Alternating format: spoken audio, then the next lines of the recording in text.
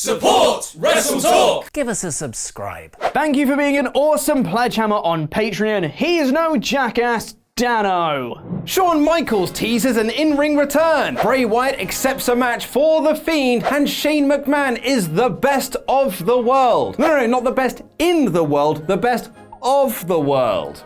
Whatever that means. And which other WWE Hall of Famer could be wrestling at SummerSlam? I am Luke Owen. Have yourself a super click party by pressing subscribe, rubbing the thumbs up button, and leaving a comment down below to answer our question of the day. Will you be watching Smackville this Saturday? And vote in the poll above my head to let me know what you thought of the show, where you can choose from Smackdown, Smacktastic, Smack Bang in the Middle, Smackdowner, and a smack in the face. This is the 23rd of July 2019 edition of SmackDown Live. After a recap of Kevin Owens' actions from the last couple of weeks, we got the news that Corey Graves would not be on commentary this evening, and neither will be Byron Saxton, whose father sadly passed away last week. So we got Commentary Mania, with New Day out for the first hour, who were replaced with Michael Cole in the second hour to provide some heel insights. I'm also told David Otunga was there, but I don't know if he said a single word all night.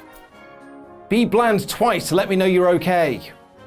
Shane McMahon opened the show lying through his teeth by saying Raw Reunion was a, quote, great show. And on the Twitter machine, Kevin Owens had challenged Shane to a match at SummerSlam with his career on the line, which Shane accepted so long as KO put it in writing that he would quit if he lost, even showing a clip of Owens quitting last year in a Raw storyline that went nowhere. Sounds so unlike this company. It was at this point that Shane McMahon called himself the best of the world. Honestly, it feels like Shane is doing it on purpose to give Screen Grapple some content to make fun of. Owens came out to jabber with Shane, who booked him in a match with Roman Reigns for the main event, and in a backstage segment revealed that Drew McIntyre would be the guest referee, Elias would be the guest timekeeper, and Shane named himself the guest ring announcer. Shinsuke Nakamura took on Apollo Crews in a match that did more favors for Crews than his one with Andrade last week, with Apollo taking a lot of the match, blocking 2 Kinshasas before falling to the third attempt. This is probably the best Crews has looked on the main roster, and 1 week removed from his amazing match with Kushida on NXT,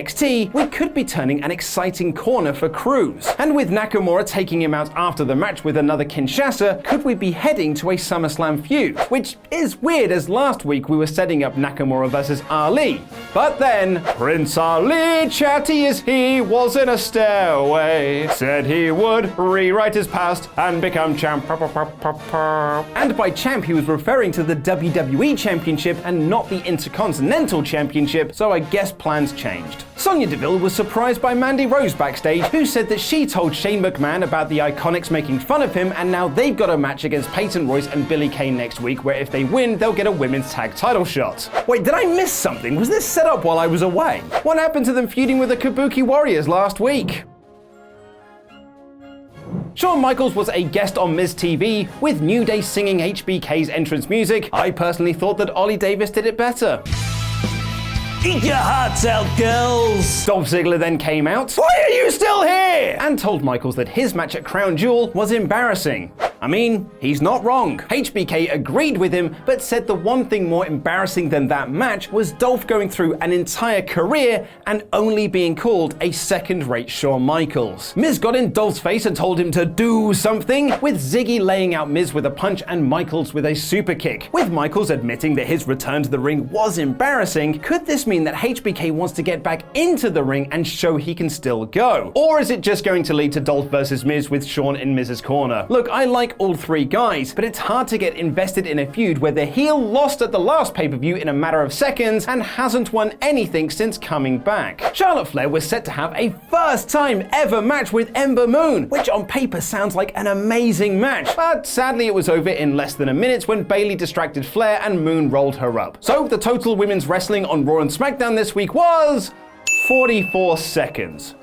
Women's Evolution. Really, this was just a backdrop to Bayley celebrating with Moon like they were friends, but Moon threw Bayley into the ring to be attacked by Flair, and she laid both of them out with a pair of eclipses, which was actually a really cool way to get Moon over and make her look like a badass. It's just a shame that the setup sucked. Later in the show, Flair said that she would have a match at SummerSlam, and it will be against a bigger challenger than Ember Moon, way to bury your #1 contender, and we'll have more on who that might be in Pete's news after this review. Clearly someone has been going through WWE WWE Archive this week, with Shane bringing up Kevin Owens' promo from this time last year, Dolph bringing up HBK's return to the ring last November, and Kofi Kingston showed a clip from a match he had with Randy Orton at Madison Square Garden 10 years ago. This was to set up Kofi's promo, where he said that was supposed to be the start of his big push, but it was stopped by Orton, who used his backstage clout to keep him down. A very real-life story. But they sadly didn't dig into the details of this story, as Orton instead used this to say that Kofi's title win was a fluke. Grand, another heel who thinks Kofi is a fluke champion. Where have we heard that one before? Seriously, it's time to come up with some new material for Kofi's challenges, writers. Kofi challenged Orton to a match at Summerslam, which Randy accepted. Look, this was all good material, but there's so much more to mine from this story than the lazy and tired "you're a fluke champion" Kofi. Kingston then had a match with Samoa Joe, which was interrupted by Randy with Kofi blocking an RKO attempt. Orton laid out Joe with an RKO, and Kofi stood tall when he hit Randy with the Trouble in Paradise. Finn Balor was interviewed by Kayla Braxton, who challenged The Fiend to a match at SummerSlam. This was accepted not by The Fiend, but by Firefly Funhouse Bray Wyatt with Rambling Rabbit and Bird Raptor. He said all three of them were fans of Finn,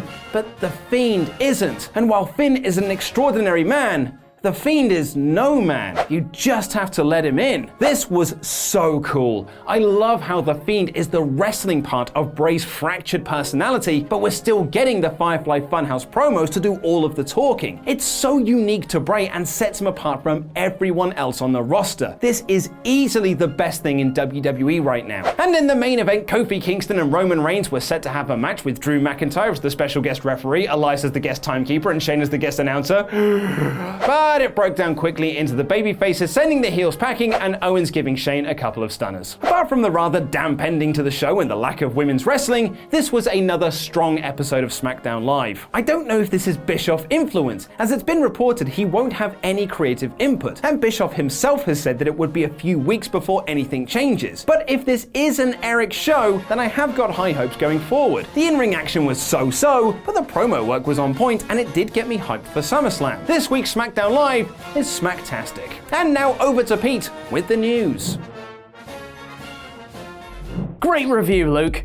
Looks like Eric Bischoff's first SmackDown in charge was a pretty decent one. Oh, wait, no, he's not started yet. Alrighty then. While WWE have been building towards SummerSlam on August 12th, apart from that Raw reunion episode where nothing was built at all Elite Wrestling have been quietly working their way towards All Out on August 31st. So far announced for the show is an AEW World Heavyweight Championship match between Chris Jericho and Hangman Adam Page, a ladder match between the Young Bucks and the Lucha Bros for the AAA World Tag Team Championships, Jon Moxley versus Kenny Omega, Cody Rhodes versus Shawn Spears, the Best Friends versus the Dark Order, with the winner receiving a first round bye in the eventual Tag Team Championship tournament, and now AEW have announced another absolute stonker of a match. In a triple threat match, it will be Darby Allin versus Joey Janela versus Jimmy Havoc. If there's one prediction that needs to be made about this match, it'll be that there's going to be a whole bunch of ouch in it. AEW don't have any shows announced after All Out, and with news coming today about AEW's future on TNT, perhaps this could be the last show before weekly television begins. Then we can just wait for the inevitable AEW reunion show. I mean, that's the only way to pop a rating, right? Well, if the Raw reunion is anything to go by, then yes. This week's episode of Raw was done as a cheap way to garner a rating, and if that was the goal, then mission accomplished, I guess? The episode drew an average of 3.09 million viewers, up hugely from last week's 2.45 million viewers. This is the highest viewership in all of 2019 and a significant chunk higher than most of 2018 as well. However, considering absolutely nothing was set up for the future or the build to SummerSlam, that number might drop right back down next week. Speaking of things that are a waste of time, and one of the segments on the show saw Seth Rollins be saved by DX and the Clique from the clutches of the Club, or the OC as they like to go by now. It was a bit lame and was really a reason for DX to get themselves over again. However, new reports suggest this wasn't the original plan. According to Dave Meltzer on the Wrestling Observer Radio, the original person to be saved by DX was going to be Ricochet instead of Rollins. Ricochet has an elbow infection, so the whole spot that Seth Rollins did with AJ Styles, that was all Ricochet. One of the big ideas was that Ricochet gets a big rub in the end from DX, where they endorse him and they say he's the next big thing. That is what the segment was supposed to be. If DX were actually actually going to put Ricochet over, then it might have been a welcome change. However, if they were just going to hug each other and leave Ricochet out in the cold, just like they did to poor old Seth Rollins, then perhaps it's best he stayed away from it. Ricochet will most likely be facing AJ Styles at SummerSlam for the US title, as that seems like the natural conclusion to their feud. Interestingly, it's now being reported that a WWE Hall of Famer may be wrestling at the show as well. Ryan Satin of Pro Wrestling Sheet is reporting that Trish Stratus is in talks with WWE to wrestle a singles match at SummerSlam. While this seems